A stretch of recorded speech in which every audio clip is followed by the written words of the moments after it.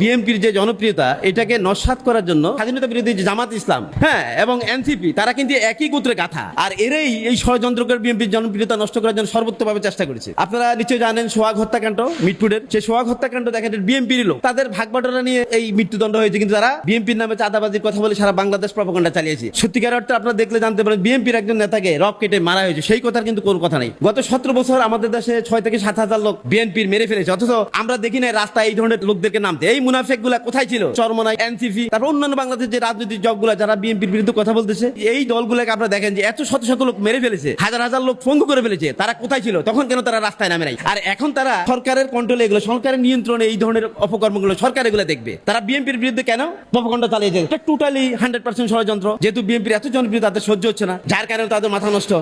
আপনারা দেখেন এনসিপির যে ছেলেগুলা, আমরা তাদেরকে অত্যন্ত শ্রদ্ধা করতাম, 5ই আগস্টের পর আপনারা দেখেন তারা টাকা কামানোর জন্য ব্যস্ত হয়ে গেছেন এবং তারা বিভিন্ন রকম মিথ্যা প্রপাগান্ডা বিএনপির বিরুদ্ধে চালিয়ে যাচ্ছেন। বাংলাদেশের সর্বোচ্চ জনপ্রিয় দল হচ্ছে বিএনপি। বিএনপি জিয়াউর রহমানের দল, যিনি নারায়ে তাকবীর আল্লাহু আকবার বলে আমাদের সংসদে অধিষ্ঠিত করেছেন, যার নেতৃত্বে, যার যুদ্ধের কারণে আজ আমাদের বাংলাদেশ, আমরা এই স্বাধীন বাংলাদেশ পেয়েছি। আমাদের বাংলাদেশের মানুষের মুখের কথা, গত 17 বছর ফ্যাসিস্ট সরকার মিথ্যা বলে মানুষকে বিভ্রান্ত করে যে ধরনের মিথ্যা প্রপাগান্ডা চালিয়েছে, মানুষ মিথ্যা প্রপাগান্ডা না দেখে, আমি মনে করি মানুষ যদি প্রমাণ দেখেন তাহলে বুঝতে পারবেন যে অ্যাকচুয়ালি বিএনপি কার দল।